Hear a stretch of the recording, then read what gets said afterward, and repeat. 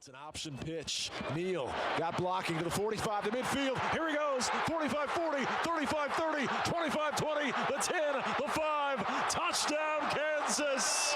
Touchdown, Devin Neal. From the 20-yard line, right hash. Here come the Cats trying to get after Shape and hit as he throws. The ball is on the turf. K-State will pick it up. This is Desmond Purnell. Touchdown. Kansas State scores. The forced fumble from Stufflebean, and the Wildcats bring it in on the scoop and score. Cody Schrader running right, second level, 25 to the 30, bounces at 35 to the 40. Right sideline to midfield, popped out of bounds at the Tennessee 47-yard line, and he's just moved over the 1,000-yard mark this season. Milton looking to the right, throws it underneath, intercepted by Missouri. Running the left side with nothing but room, Dalen Carnell. Touchdown, Missouri. A 38-yard interception return for Dalen Carnell, and a punctuation for Missouri. Takes the snap, looks to his right, ball is swatted high in the air, and it is intercepted by the Browns. Greg Newsome along the sidelines into the end zone. Touchdown, Cleveland. Here we go. Final play of the game. Lions going for the win. There it is. Fox the hold. Patterson the kick. It is up and it is good. He got it. That's a victory for the Lions on the final play of the game. That is big time stuff. Here's the snap, here's the spot, here's the kick, plenty of leg, and it's good! The Texans walk off with a win! Yes! Cincinnati, Matt Amendola at the buzzer!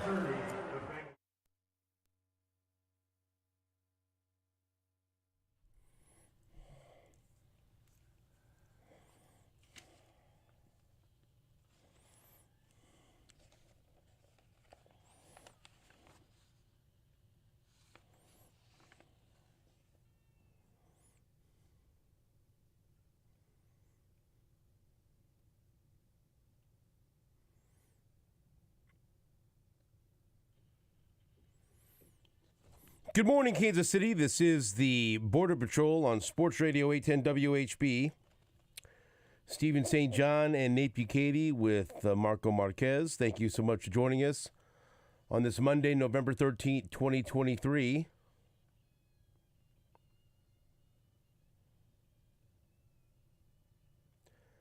Once again, my name's Stephen, and I'm here today to talk about college football extensively.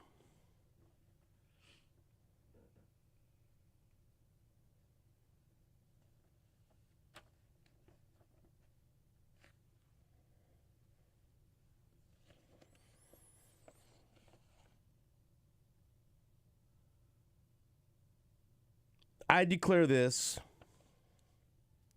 the best college football weekend, the best overall football weekend that I have ever watched without the Chiefs playing. Greatest bye week ever for me.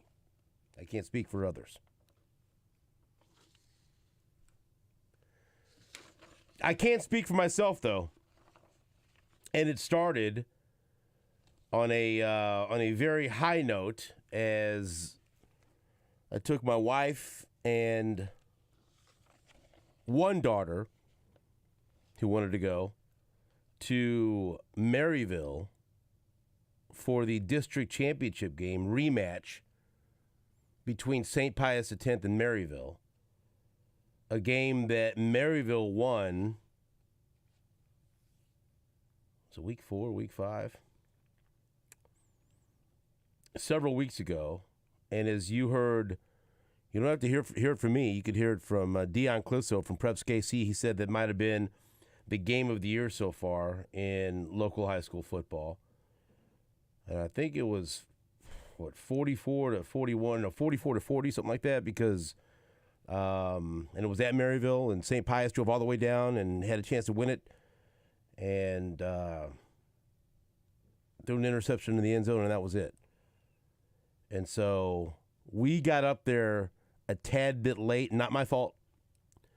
But when we walked in to the stadium, it was in the first quarter, and Maryville had just scored a touchdown and missed an extra point. We walked in, we were in the parking lot, and they scored a touchdown, as I paid admission and broke through, as soon as I stepped foot on the premises, they missed an extra point. So immediately, I provided an advantage with my family. And we looked at the scoreboard, and it was 13-3 Maryville. I'm like,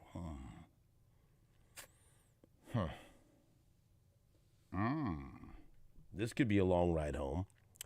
But after we set foot in the stadium, St. Pius outscored Maryville 37-0. So I think was it 40-13, 41-13? It was something. 38-0, somewhere in there. We left before the final touchdown was scored. And so it was awesome. So congratulations to St. Pius for advancing. And now they move on to the state quarterfinals. Yes, sir. Against a very tough Odessa Bulldog team. That game will be at St. Pius, so watch it. I think it's going to be Saturday afternoon. And so we may not, and I may not be there for that one, damn it, because I've been given instructions by Selena St. John that she wants to go to the Florida-Mizzou game, which will be a 6:30 kickoff in Columbia. And who am I to say no to my wonderful daughter who wants to support Mizzou football? So that started the weekend off right on Friday. By the way, the hamburgers are where it's at up in Maryville. Very good. Very good concessions. Delicious. It was really fun, too, because we got there so we couldn't get any seats. And so we stood over shockingly by the concession stand, but there was like a gated area where like the band was and some just people kind of wandered over there. I said, this is perfect because I don't like to sit down anyway. You had the bleachers for my back. It doesn't work out. So we stood there, and Pius had a really good second quarter. And running off the field, our friend James Reyes from Brandon Russell's Flash Dash that comes in all the time. You know, he's one of the coaches. He saw us, came and gave us a hug, and a bunch of the coaches were giving us a high five, and the players. And it was, boy, if you've ever seen an example of emotion in a football game, Maryville came off the field very silent and kind of heads down or whatever. I mean, it was a pretty decisive second quarter, and then Pius. I thought the team was going to tackle me, run through a wall, take the concessions, screaming, shouting. And I told Susan, I said, you ever hear when people say that football is all about emotion or sports are about emotion? You just saw it right here. And that was it. And that carried over to the second half. So congratulations. I've had so much fun watching that team and watching high school football. Man, if you don't go watch high school football on Friday nights, I don't know what you're missing. Well, I know what you're missing. You don't know what you're missing. How about that? It's fun. It's a blast. And so we had a great time. We had a great time driving up to Maryville. So great place to watch football. Then on Saturday, oh boy, let me tell you, I did not expect that. I didn't see that coming. I was a nervous Nelly going into that game between Mizzou and Tennessee. I didn't know what was going to happen. Tennessee had put up 60-plus points the last two games, and I'm sitting. I didn't make the trip down because I was invited to go to Thundergong, a wonderful charity event. Remember, we had our friend Billy Brimblecon in studio. And so when someone like that invites me somewhere, and especially when Susan wants to go, we're going. And so I can't do both. So I said, I'll just sit right here and watch CBS Sports. Start that song over again. I was so excited because it showed Mizzou, and the stadium looked fantastic. Fourth straight sellout. It was awesome, right? The stealth bomber flying overhead. Play it. Welcome to Columbia, Missouri, where the 14th-ranked Missouri Tigers take on the 13th-ranked Tennessee Volunteers and are ready to put a foot in Josh Heupel's ass. That wasn't the intro, but that's what it should have been. Josh Heupel likes to run up the score until he doesn't. But then Josh Heupel likes to try to kick a field goal to get his team to double digits at the end of the game instead of just letting the thing play out. So then Eli Drinkwitz, in turn, will ice the kicker and a little bit of gamesmanship. And then the kicker missed. That's the best. Can't do it. That was, I'm not going to just, fall to recency bias and say that's the best game I've ever seen Mizzou play. That's one of the best games I've ever seen the Missouri Tigers play in my life. In my entire life. Complete game against a top 15 opponent, the 2:30 game on CBS. Gary Danielson getting everyone's name wrong in the booth. He doesn't care. He's Gary Danielson. Whatever. I knew it was going to be one of those when maybe the broadcast crew wasn't totally engaged where he goes, Tennessee comes in there to take on a really tough Ole Miss team. The Missouri team. Like, okay, here we go. And we're off. But it was still a great broadcast because Missouri won. And it was outstanding. And Mizzou got the ball to start the game, drove right down the field, and then Brady Cook threw an interception. I said, oh, no, here we go. And Tennessee returned it to midfield, and then Mizzou's defense came out, and the ass-kicking began by their defense. 36-7. 36-7. Against a team, by the way, and the whole narrative was Tennessee comes in here with their SEC East championship hopes alive. You want to talk about a team that had something to play for because they still played Georgia, and they went through the path. Here's what has to happen for Tennessee to win the SEC East. It's in their hands. They win here at Missouri, and then they've got Georgia, and they can get to the SEC championship game. Well, I'm going to go ahead and tell you that they're not going to Atlanta. That's going to be Georgia and Alabama. But it was very pleasurable to watch Mizzou eliminate Tennessee in such a dominating fashion. And again, trying not to suffer from recency bias, that midway through the game, I tweeted out, this is one of the best games I've ever seen from a Mizzou running back. And so now I think that was the greatest game I've ever seen from a Mizzou running back. If you consider the opponent, and if you consider the importance of the game, if you factor everything in, I mean, I'm not going to debate it. Someone, might call it, well, in 1967, okay, great, fine. Or if you want to pick someone else, hey, there have been some great running backs over the years. But Cody Schrader, who has been on this show, and I'm proud to say he was on this show last year, early in the season. And you guys remember were you part of the interview with me, or did you refuse? Was that one of your blanket refusals? I think I'm not going to talk to him. I think I was not a part of that. Figures. We got to find it, the interview at some point. And so we had him on the show, and it was just really about him making the team and getting to start it was like one of the first games that he had played, just after a couple of weeks being on the team. And the interview was, man, what was it like for you to decide to leave, Truman State? And you say, hey, I'm gonna go to Mizzou as a walk-on, and I'm gonna try to make that team. And that was most of the conversation. And it was a terrific story. And then because I remember, it was then you started a game, and you got a touchdown. This is incredible. What a great story. And most people thought it's probably gonna end there. He was rewarded for working his ass off and doing everything the coaches wanted him to. He got a spot on the team. How many times we've had people on this show this year say, well, they've got a good offense, but Schrader's not a SEC running back. He's a D2 guy, and, they're going to have to upgrade at running back if they really want to reach their potential as an offense, right? Yep. We've heard that, haven't we? Mm-hmm. 35 carries, 205 yards, 5 catches for 116 yards. Unbelievable. Against a top 25 run defense. In the SEC. Leading the SEC in rushing by a lot. I'm going to go on a limb here and say he's an SEC running back. Sure sounds like the numbers of an SEC running back. But even if you're not a Missouri fan, can't you appreciate that story? Because that story doesn't make sense. It really doesn't.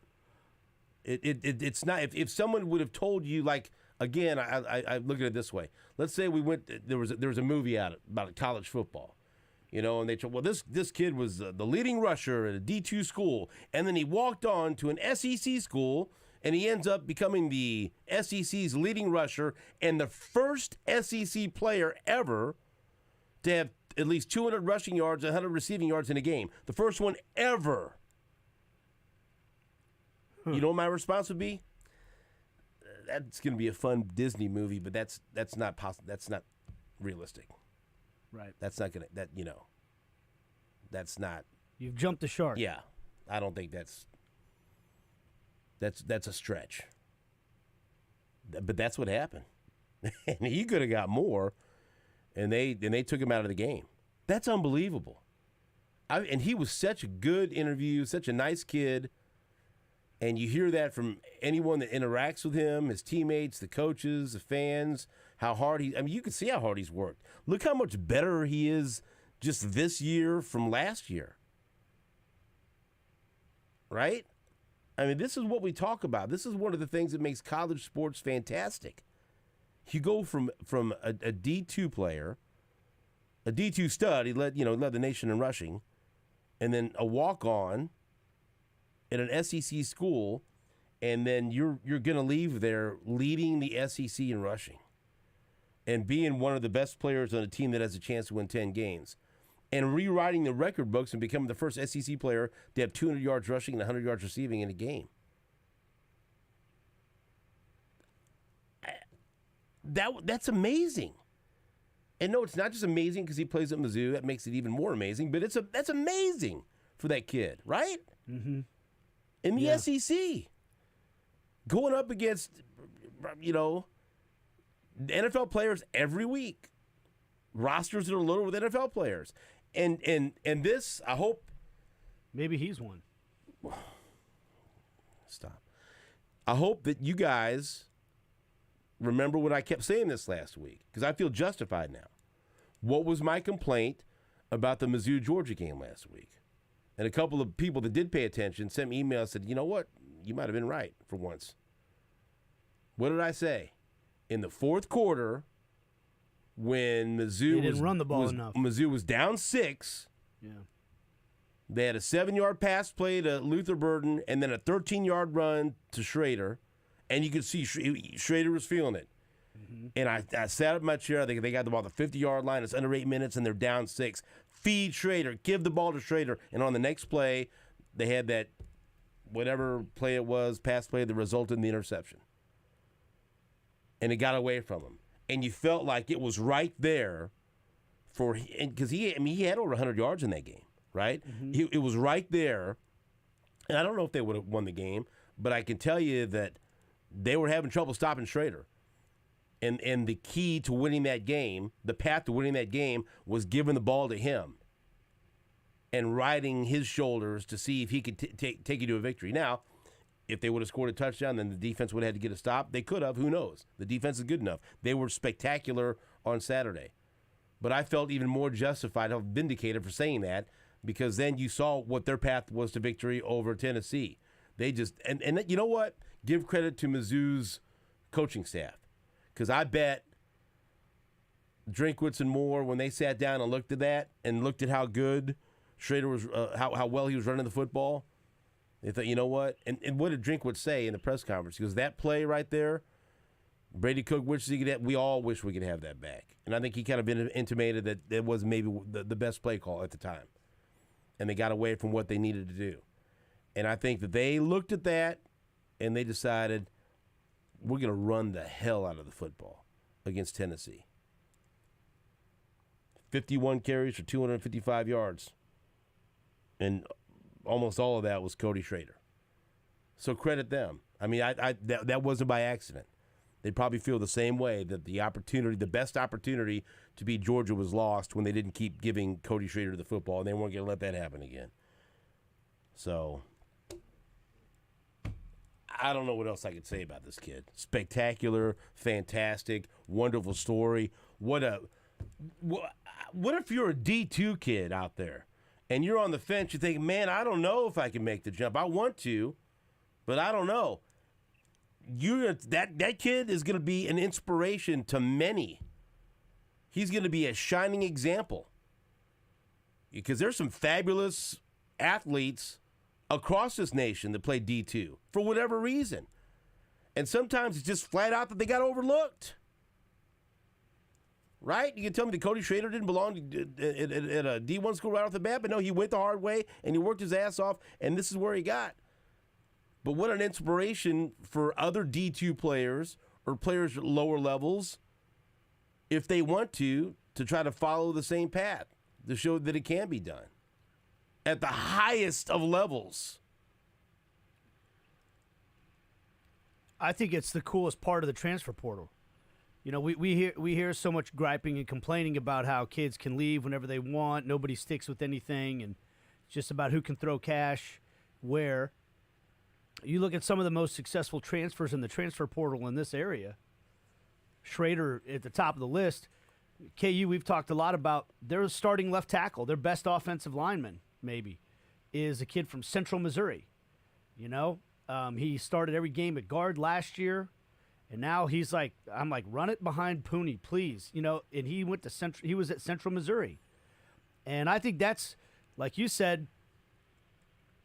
Yeah, there's going to be kids that, they get to a spot and they either don't like the coach or maybe they think they play so well that they can transfer to another school. Fine, but the really good programs, I think, will identify kids that slip through the cracks. Because remember, you're trying to evaluate high school kids that are still developing and maturing. You know, some kids hit their growth spurt later in life. Some kids, develop their strength later, whatever.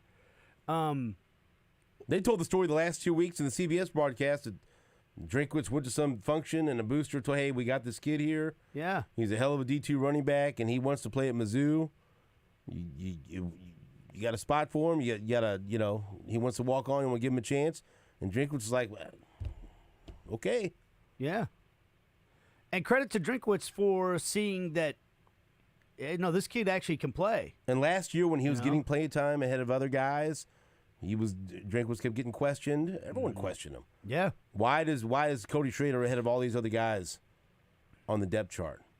Well, you don't see him in practice. And he would say that, we reward what we see in practice. And he got to a certain point where he got sick of hearing it because, you would. He did the same thing with Brady Cook, didn't he? Yeah. While everybody was questioning him, it's looking more and more like Drinkwitz has a pretty good idea. He's shut a lot of people up this year. This Cody Schrader thing. I mean, even Drinkwitz couldn't have imagined. No, I got the SEC leading rusher here. Let's go. But man, oh man, he does. Yeah. That game. I don't know how much if you watch any of that game, Marco. If you didn't watch that game, you're going to wrestle on the commercial break. But I just kept marveling, they couldn't do anything with him, and it wasn't like, okay, look, hey, the offensive line played fantastic. There were holes, right? But he was running guys over and making them miss, and he put them in clown suits with big floppy shoes. I mean, he was doing catching the ball and and then picking up the blitz. He was doing everything. And even that, Gary Danielson at some point, because then they highlighted how he stepped up and picked up a blitz. He goes, "Well, he was stunned. He goes, I don't know if I've seen a running back have a better all around game than what I'm watching right now. He wasn't prepared for what he saw, Because I can promise you, they were probably prepared to go in there and watch Tennessee win and set up the game against Georgia. And it took him about a quarter and a half to realize, well, what is this? What are we watching? Hold on here. Yeah. So I was in a pretty bad mood by the time that game started. I'm not gonna lie. That's fine. I understand. Happy for you. Very happy for you. Be happy for Cody Schrader. Well, sure, of course. That youngster. Yes. That chose to be on the Border Patrol early in his career. That's really that was the start of it. Big difference maker for us. Yeah. I can't believe they kicked his ass like that. I mean, I just can't. It was.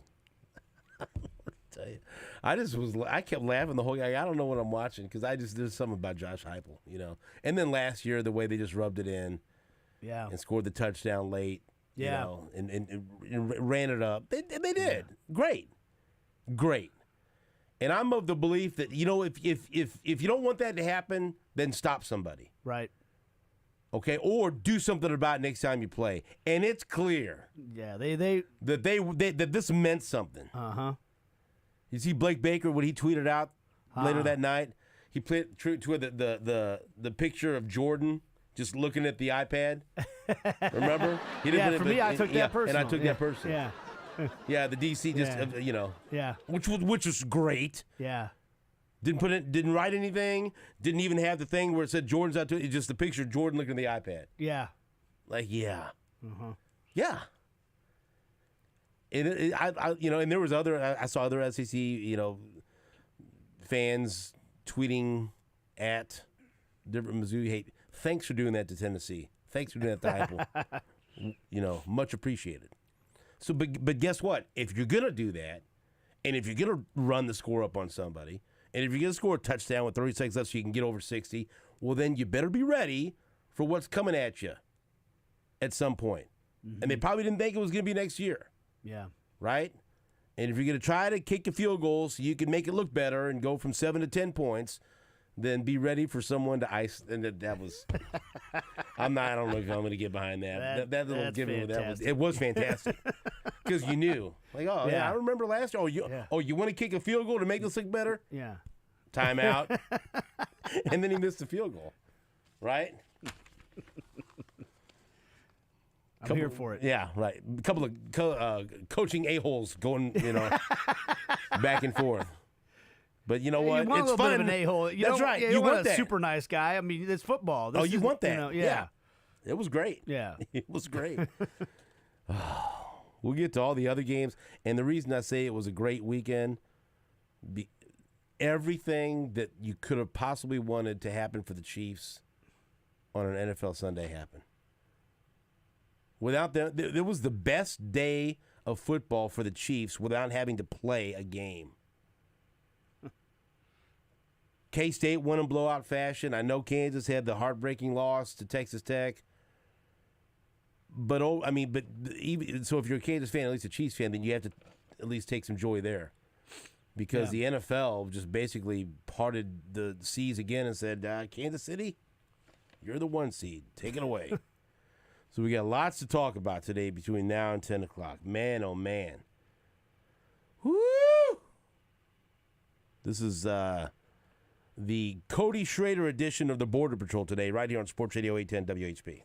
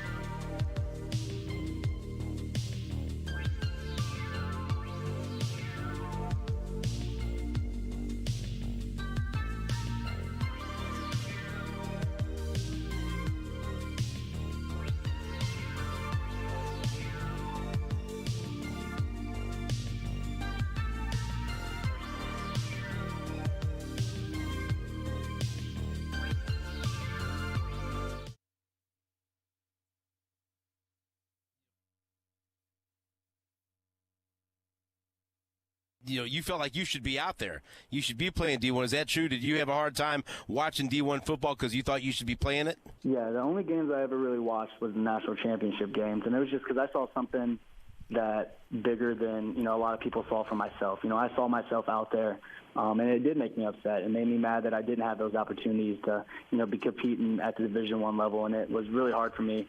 And I didn't watch many college football games at all if it wasn't national championship games. And it was just, something, and I think that was just a burning passion. And I used that as fuel to go out there and dominate at the level I was at.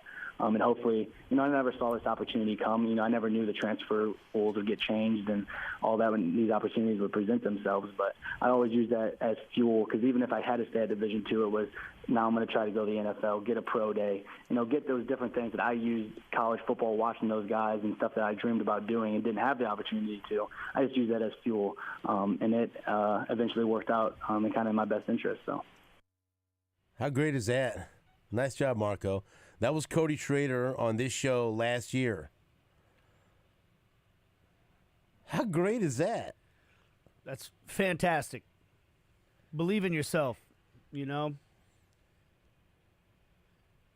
That was awesome. Play the clip I just re-DM'd you. Tell me if you think Eli Drinkwitz was feeling it after the game. I think I saw this clip. Here is Eli Drinkwitz with his arm around Cody Schrader and standing next to Brady Cook after beating the hell out of Tennessee on Saturday. A winning coach and the star of the show with Jenny on the field. All right, Coach, we'll start with you. Tennessee State champs. Tennessee State champs, something to prove. That's been your mantra really all season long. Yeah. How did you live it out there tonight? Our team came out. We wanted to stand on business tonight, and we had some unfinished business from last year, and we came out and took care of business. Couldn't be any prouder of this guy. Mindset, talent, and hard work, and this guy can't say enough, man. Great win. Our defense kicked their ass tonight. All right, Cody, you go from D2 to the leading rusher in the SEC, over 300 yards of total offense in this one. Can you believe the story that you're writing? No, I'm just going to be eternally grateful for the rest of my life to this university, to Coach Drink and this my brotherhood on this football team, because they believed in me when nobody else did. Heart of a champion's all I know. And Brady, you have carried the emotions of this program from start to finish. How are you able to lead this team through the highs and the lows and today's huge victory? I mean, it's them. It's not me. I've been here for 4 years, and it's the people around me that made this team. I mean, I shouldn't even be in this interview. It should be Cody, the O-line. I mean, I've never seen a performance like that in the defense. I mean, they stand on business too. Yeah. So, I mean, this isn't about me. This is about Mizzou, and this is about this brotherhood. So. Congratulations on the great win. It was a great team effort. And I got to say, keep cooking. Right there, baby. That's pretty good. How do you not root for those two guys? Going back to earlier in the season when Brady Cook was talking about being booed. Yeah. In the intros by some fans at the Mizzou game. And he said, that's all I've ever wanted to do is be the Mizzou quarterback. I just wish there was more people that wanted me to be the quarterback too. Well, now they do. I mean, that's pretty. I don't know. It's great, man. Both those guys have great stories. So, Do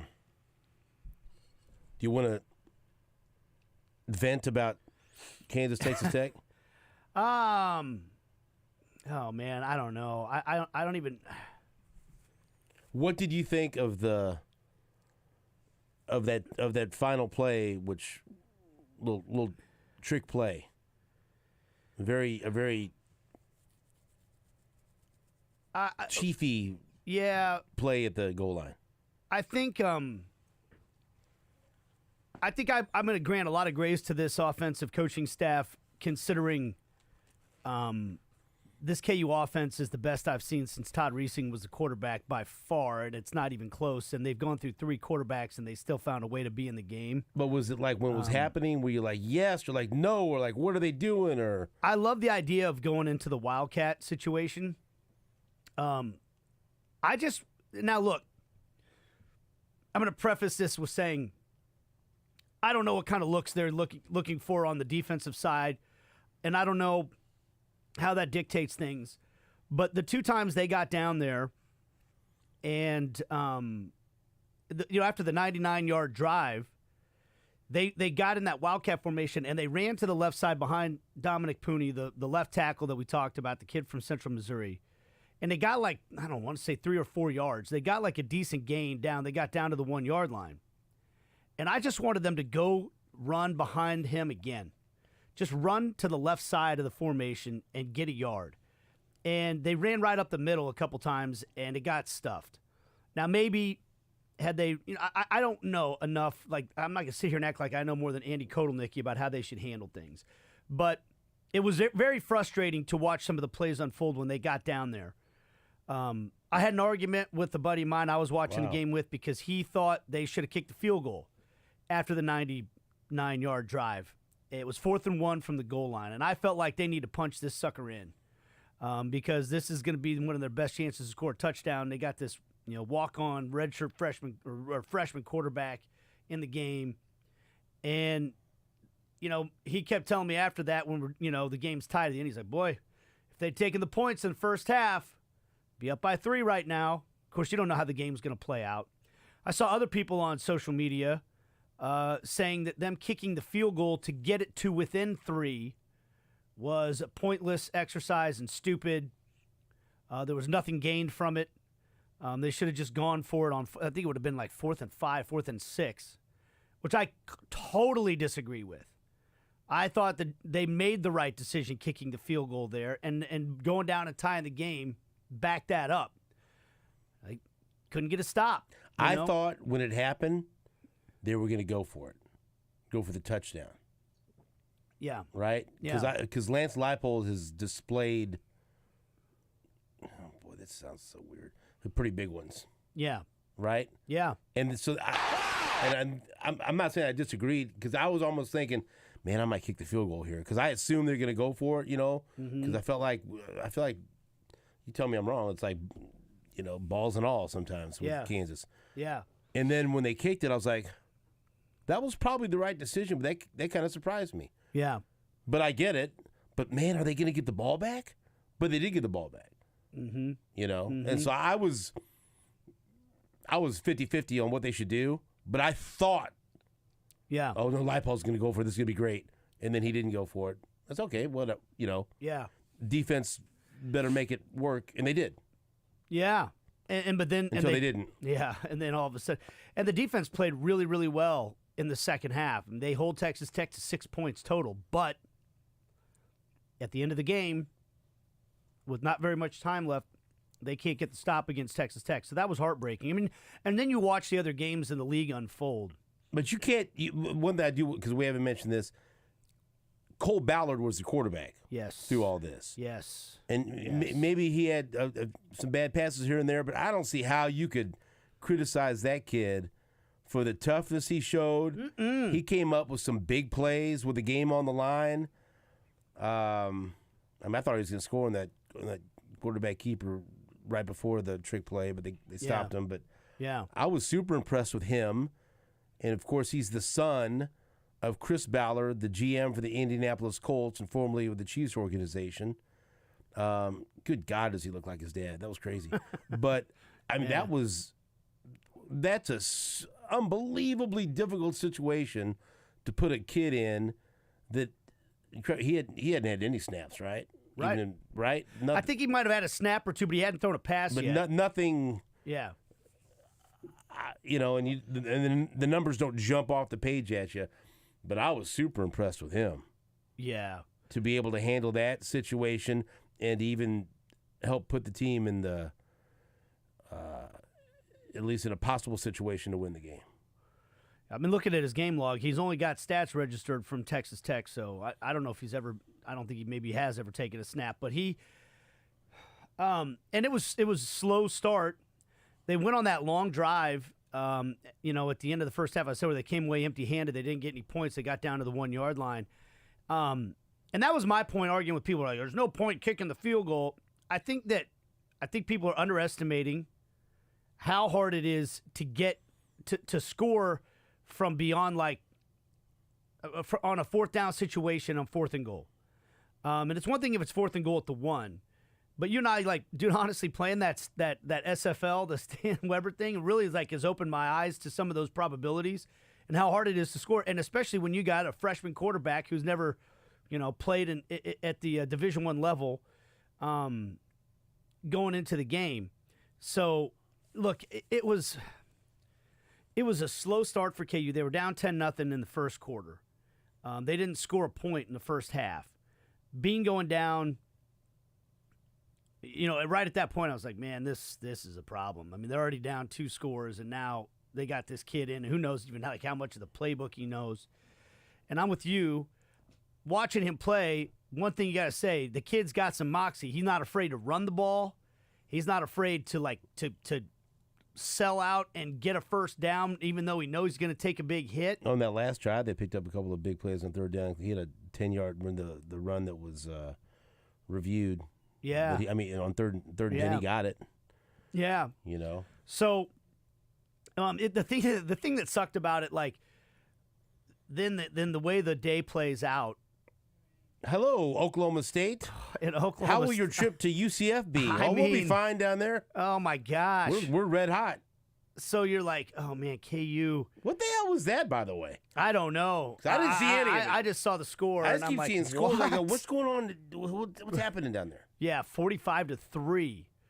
So, like, man, KU would be right there if they had found a way to win this game or the Oklahoma State game. Both those games that came down to the wire. Now, look, Lebo said he's going to figure out all the tiebreakers for us right now about who's going to make it to the Big 12 title game. To me, like, if as a Kansas fan, I also look at it, if I'm honest, though, that Oklahoma game could have easily gone either way. Are you honest? And it went, I'm trying to be, and it went KU's way. So they play a lot of games like this. This is the kind of games KU's in right now, is games that, and they're games that are exciting, where they make some great plays, they do some things that inspire you, then they make some terrible plays and things that make you scratch your head.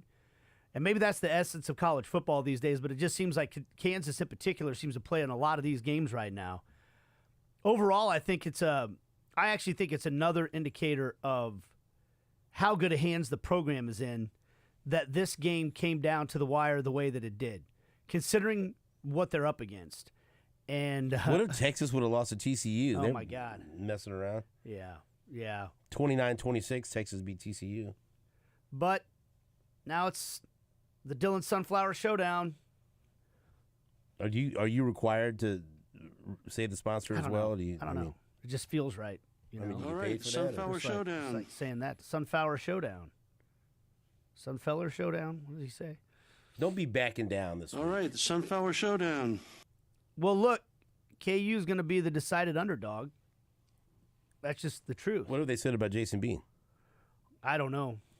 I don't know what I don't know what the situation is there. I don't know what the situation is with. I mean, it sure looked like the kind of injury where he tried to come back in and play, and that didn't look right. So they will find out from Coach Leipold tomorrow what the story is. But I like the fact, hey, look, I actually think KU still has a chance to make it a game if Ballard plays.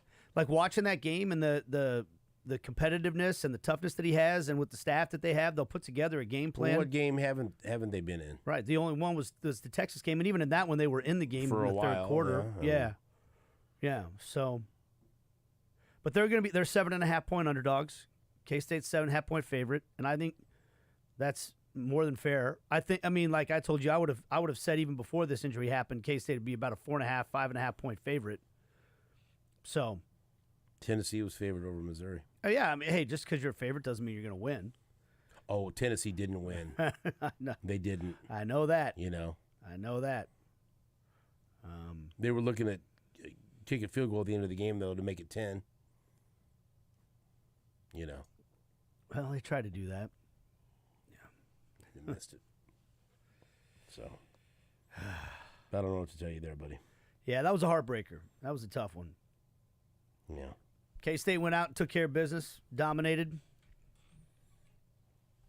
And then it was a good Sunday for everyone.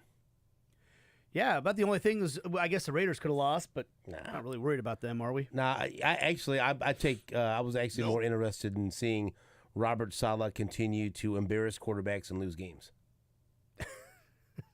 I like that because I've been overwhelmed by you and Jeff Judea with all this Jets propaganda. And then after Robert Saleh claimed that he embarrassed Patrick Mahomes and all these things that he said and everything else, now I can't wait to watch them lose every week. And it was just the way they lost last night against the Raiders, right? And a rookie quarterback, sign me up. The Raiders are harmless. I mean, whatever. Whatever. And don't get me wrong. I wasn't sitting there rooting for the Raiders, but say, oh, Jets. And then Aaron Rodgers, yeah, my plans to come back in December. Good. My hope is your team will be not close to a playoff spot, and we could stop hearing from you, and you can go away, and you could please go away. Go in your cave and for 3 or 4 days in the darkness and come up with some different answers. So that whole thing about embarrassing quarterbacks kind of flipped me on him. Yeah. I wasn't. I like Saleh, but just another night of embarrassing a quarterback, and then sometimes his quarterback embarrasses him. Almost every week. That dude does not throw touchdown passes. Yeah, one touchdown pass in the last 5 weeks. What do you want like from him? Well, I think you want your quarterback to throw touchdown passes. We saw that when the Chiefs weren't able to throw any touchdown passes to their wide receivers for like a year and a half. Remember that? Mm-hmm. Those old days? Let's take a break then. Or do you want to keep going, Mark? I'll do whatever you want to do. I'll go as long as you want. I'll play more Mizzou sound. Listen to all the things that happened for your Kansas City Chiefs this weekend. First of all, you've got Travis Kelce at a concert supporting Taylor Swift and the beautiful video of her running off the stage and in his arms and giving him a kiss, him smiling. You can shake your head all you want. That made, once again. What are you shaking your head for? What's wrong with that? It was beautiful. He's there because he's there supporting her. Yeah, way she was supporting him. I'm on his side. I'm just never taking Taylor Swift's side. Why? I mean, what did she do wrong there? She ran into his arms. Her dad's wearing a Chiefs lanyard. Can't you just means nothing? Can't you means at nothing. least? Can't you? It means something. Can't you at least appreciate how much she seems to clearly appreciate Travis as well? Can you appreciate that it means something to Travis Kelce for all that he's done for you? It's making him happy. Travis, I am all here for Kelsey's happiness, right. But I'm not. She's using him still. I feel like using him. He's a pawn in her game. What does she need him for? Yeah. Oh, she's finally gonna make it big time now that she's got Kelsey's support.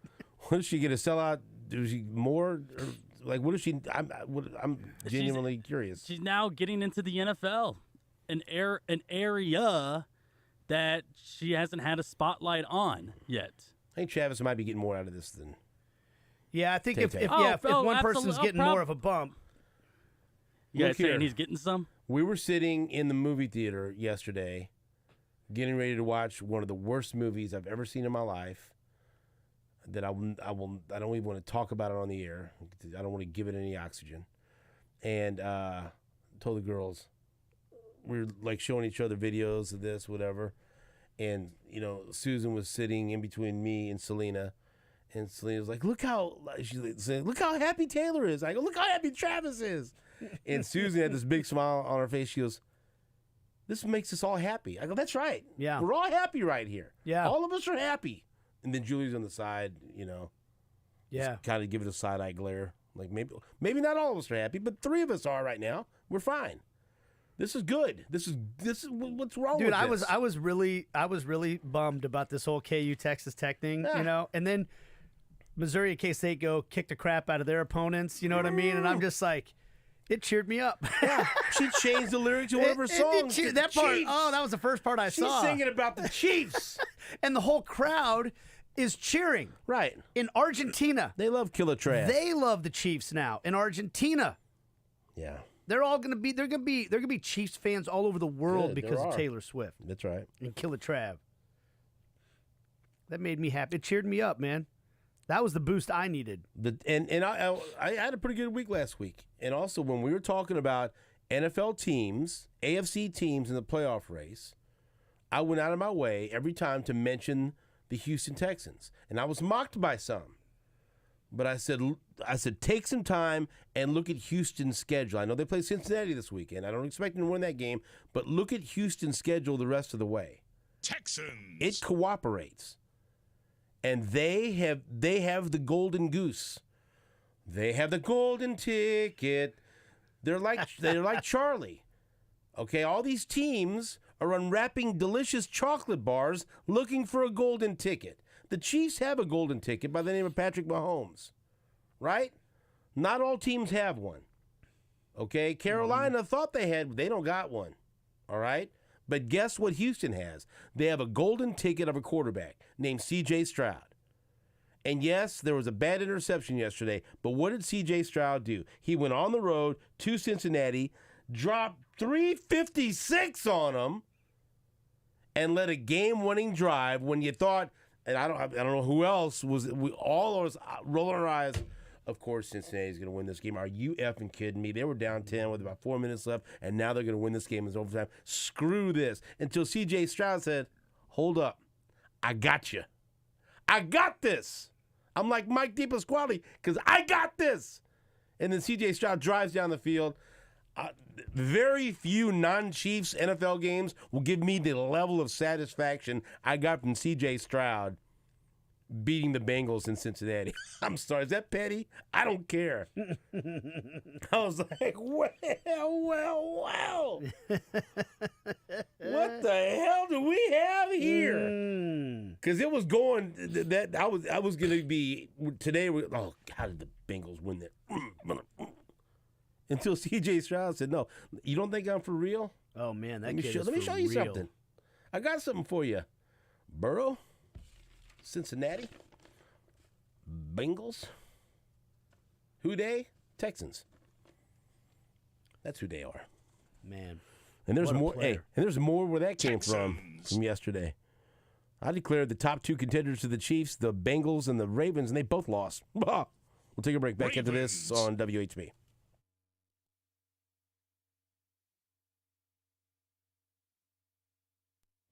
Hello, Kansas City. Stephen St. John